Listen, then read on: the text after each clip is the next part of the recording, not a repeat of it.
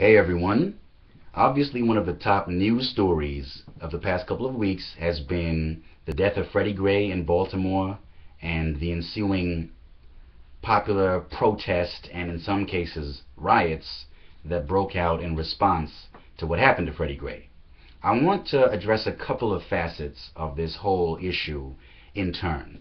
The first one I want to look at is the sort of mini controversy that's taken shape in the past week and a half or so over the use of the word thug by certain commentators and observers to refer to the rioters in Baltimore. A lot of folks have spoken out against the use of the word thug, beginning particularly with a Baltimore city councilman in an interview with CNN's Erin Burnett about a week and a half ago. Erin Burnett described the rioters in Baltimore as thugs, referring specifically to their burning and looting of property in the neighborhood of a CVS, for example, etc. The councilman responded by saying, something to the effect of, if you're going to call them thugs, you may as well just call them niggers and be done with it. I'm paraphrasing, of course.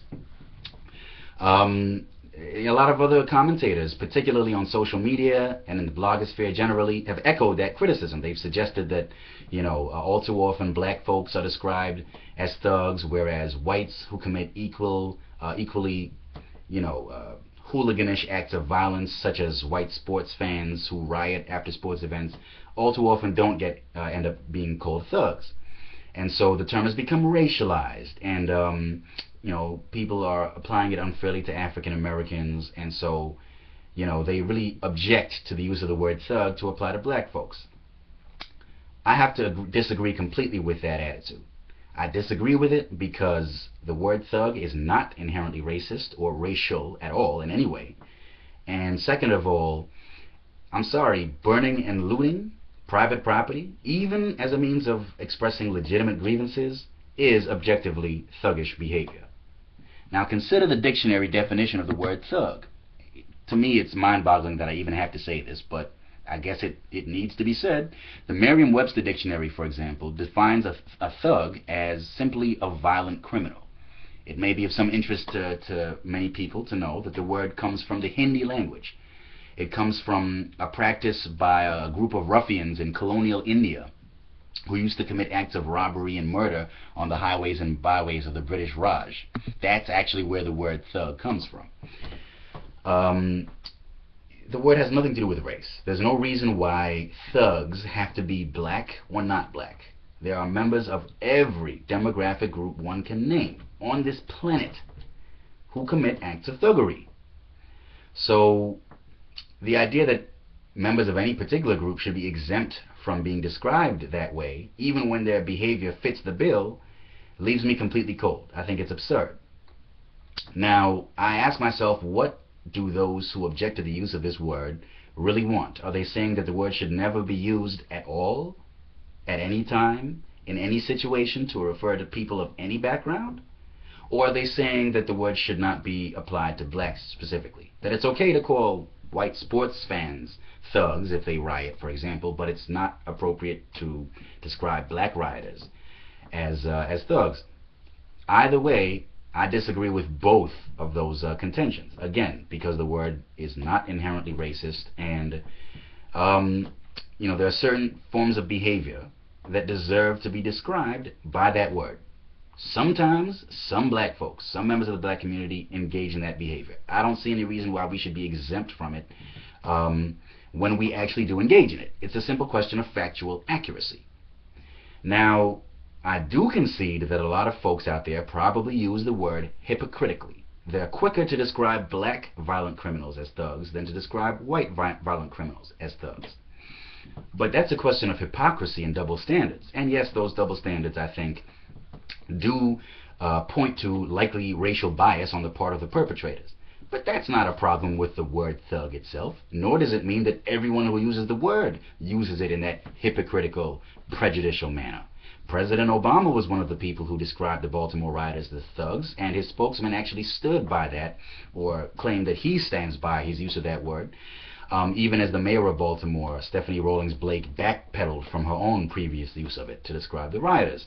If you look at President Obama's track record, and I remember they actually did a segment on CNN, Erin Burnett herself did a segment where she showed footage of President Obama's past use of the word to prove this.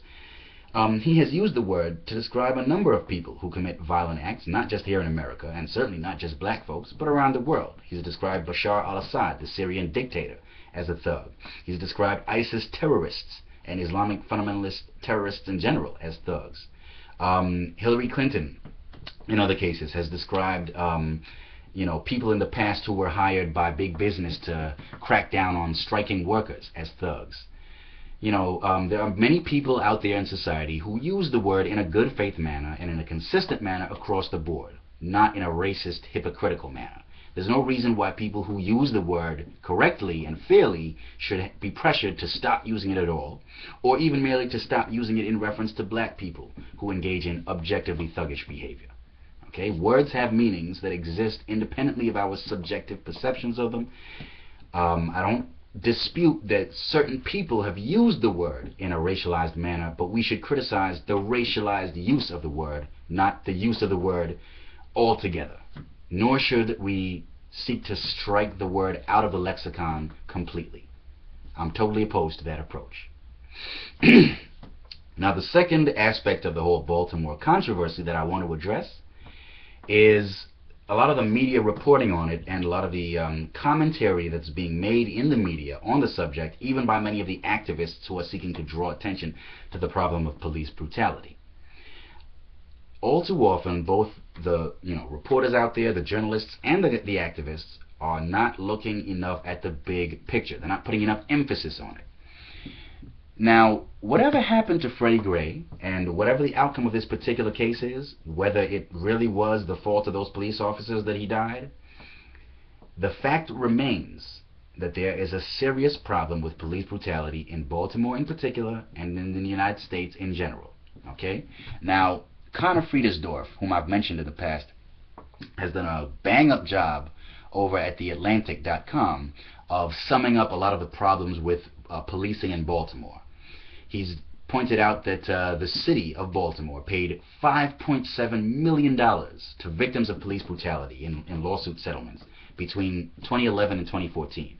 $5.7 million that came out of the pockets of Baltimore taxpayers to pay the price for the malfeasance and the misconduct of their police officers.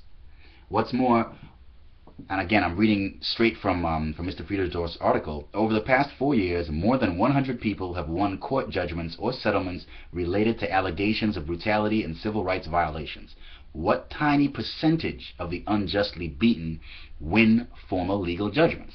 In other words, though that's just the tip of the iceberg, because those are just the cases that actually go to trial, or that go to lawsuits. Those are the cases where people decide to go to the trouble of fighting back against the police in court and actually get some kind of settlement or judgment in the end. That's a small fraction of the total number of cases of police misconduct that actually occur. He goes on to quote another source that describes the problem of police brutality in Baltimore thusly. I quote, "Victims include a 15-year-old boy riding a dirt bike, a 26-year-old pregnant accountant who had witnessed a beating, a 50-year-old woman selling church raffle tickets, a 65-year-old church deacon rolling a cigarette, and an 87-year-old grandmother aiding her wounded grandson. Those cases detail a frightful human toil.